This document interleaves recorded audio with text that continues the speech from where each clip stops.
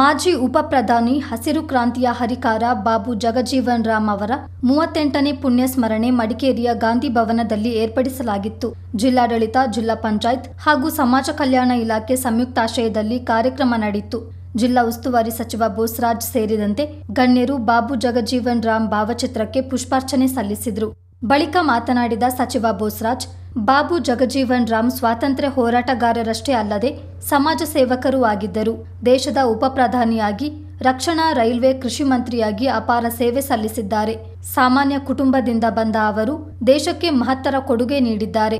ಅವರ ಮಾರ್ಗದರ್ಶನವನ್ನು ಎಲ್ಲರೂ ಪಾಲಿಸಬೇಕೆಂದು ಹೇಳಿದರು. ಬಹಳಷ್ಟು ಸೇವೆ ಸಲ್ಲಿಸಿರ್ತಕ್ಕಂಥ ಅನೇಕ ಮಹಾನ್ ಪುರುಷರಲ್ಲಿ ನಮ್ಮ ಡಾಕ್ಟರ್ ಬಾಬು ಜಗಜೀವನ್ ರಾಮ್ ಅವರು ಸಹಿತ ಬಹಳ ಅತ್ಯಂತ ಪ್ರಮುಖರು ಅಂತೇಳಿ ಸಂದರ್ಭದಲ್ಲಿ ನಾವು ನೆನೆಸಬೇಕಾಗ್ತದೆ. ಅವರು ಸ್ವಾತಂತ್ರ್ಯ ಹೋರಾಟಗಾರರ ಜೊತೆಯಲ್ಲಿ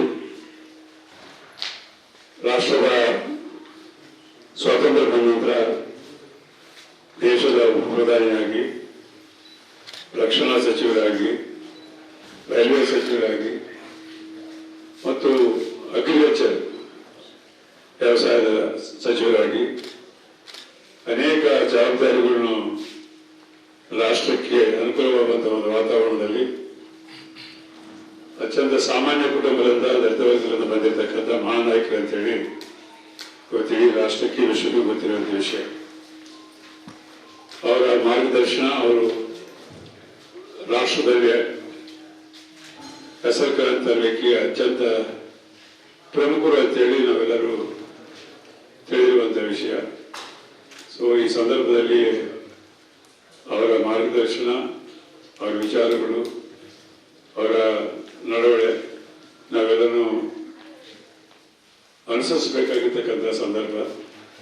ಅವರಿಡೀ ಕುಟುಂಬ ಕಾಂಗ್ರೆಸ್ ಪಕ್ಷದಲ್ಲಿದ್ದು ಕಾಂಗ್ರೆಸ್ ಪಕ್ಷದ ಅನೇಕ ಕಾರ್ಯಕ್ರಮಗಳಿಗೆ ಮುಂದಾಳತ್ವ ವಹಿಸಿ ಅವರ ಮಗಳ ಜೊತೆ ಇವತ್ತು ಸ್ಪೀಕರ್ ಆಗಿ ಕೆಲಸ ಮಾಡಿ ಇವತ್ತು ರಾಷ್ಟ್ರಕ್ಕೆ ಸಾಕಷ್ಟು ಮಾರ್ಗದರ್ಶನ ನೀಡುವಂಥದ್ದು ಅಂತ ಮಹಾನೀಯರ ಪುಣ್ಯದ ಸಂದರ್ಭದಲ್ಲಿ ನಾವೆಲ್ಲ ಸೇರಿ ಅವ್ರ ಗೌರವಿಸತಕ್ಕಂಥ ಈ ಕಾರ್ಯಕ್ರಮ ಮಾಡ್ತಾ ಇದ್ವಿ.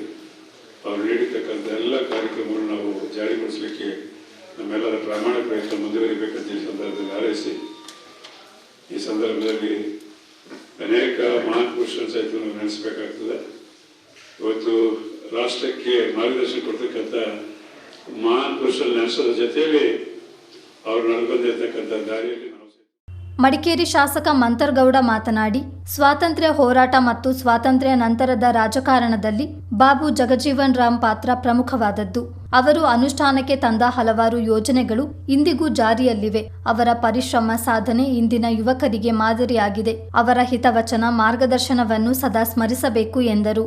ಪುಣ್ಯತಿಥಿ ಕಾರ್ಯಕ್ರಮದಲ್ಲಿ ನಾವೆಲ್ಲ ಭಾಗವಹಿಸೋದು, ಅವರು ನೆನೆಸ್ಕೊಳ್ಳೋದು ಇಷ್ಟು ನೀವೇಳ್ದಂಗೆ ಸ್ವತಂತ್ರ ಹೋರಾಟದಿಂದ ರಾಜಕೀಯದಲ್ಲೂ ಸೇರಿಸ್ಕೊಂಡು ಸರ್ಕಾರದಲ್ಲೂ ಕೆಲಸ ಮಾಡಿ ನಮಗೆ ಒಂದು ದೊಡ್ಡ ರೀತಿಯಲ್ಲಿ ಮಾರ್ಗದರ್ಶನ ಕೊಟ್ಟು ಹಲವಾರು ಯೋಜನೆಗಳು ಅವತ್ತಿನ ಸಂದರ್ಭದಲ್ಲಿ ಈಗಲೂ ನಡೀತಾ ಇರ್ತದೆ. ಅವ್ರದ್ದು ಮಾರ್ಗದರ್ಶನ ಅಂತಂದ್ರೆ ನಮ್ಗೊಂದು ಹೆಮ್ಮೆ. ಅದರಲ್ಲಂತೂ ರಾಜಕೀಯ ಗೊತ್ತಿದೆ.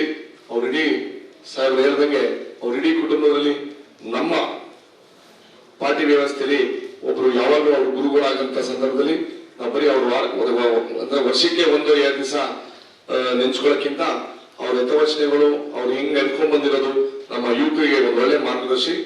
ನಾನು ಒಬ್ಬ ತಮ್ಮ ಈ ಕ್ಷೇತ್ರದ ಜನಪ್ರತಿನಿಧಿಯಾಗಿ ಈ ಕೆಲವು ಈಗ ಭಾಗದಲ್ಲಿ ನಾವು ಅವ್ರನ್ನ ಎಷ್ಟೋ ರೀತಿಯಲ್ಲಿ ಅವ್ರು ಅನ್ಸ್ಕೊಂಡ್ರೆ ನಮ್ಮ ಸಮಾಜಕ್ಕೆ ಒಂದು ಒಳ್ಳೆ ಅವಕಾಶ ಸಿಗ್ತದೆ. ಅದಕ್ಕೋಸ್ಕರ ನಾವೇನು ಇವತ್ತು ಒಂದ್ ದಿವಸ ಅವ್ರಿಗೆ ಪುಷ್ಪಾರ್ಚನೆ ಮಾಡ್ತೀವಿ, ಅದಾದ್ಮೇಲೆ ನಾವು ಮರಿತೀವಿ. ಅದಕ್ಕೋಸ್ಕರ ಅವರ ಹಿತವಚನೆಗಳು, ಅವರ ಮಾರ್ಗದರ್ಶನ ನಾವು ದಿನನಿತ್ಯ ನಮ್ಮ ಜೀವನದಲ್ಲಿ ಇರಲೇಬೇಕು ಅಂತ. ಕಾರ್ಯಕ್ರಮದಲ್ಲಿ ಜಿಲ್ಲಾಧಿಕಾರಿ ವೆಂಕಟರಾಜ್, ಜಿಲ್ಲಾ ಪಂಚಾಯತ್ ಸಿಇಒ ವಾಣಿತ್ ನೇಗಿ, ಎಎಸ್ಪಿ ಸುಂದರರಾಜ್, ಸಮಾಜ ಕಲ್ಯಾಣ ಇಲಾಖೆ ಅಧಿಕಾರಿಗಳು ಮತ್ತಿತರರು ಉಪಸ್ಥಿತರಿದ್ದರು.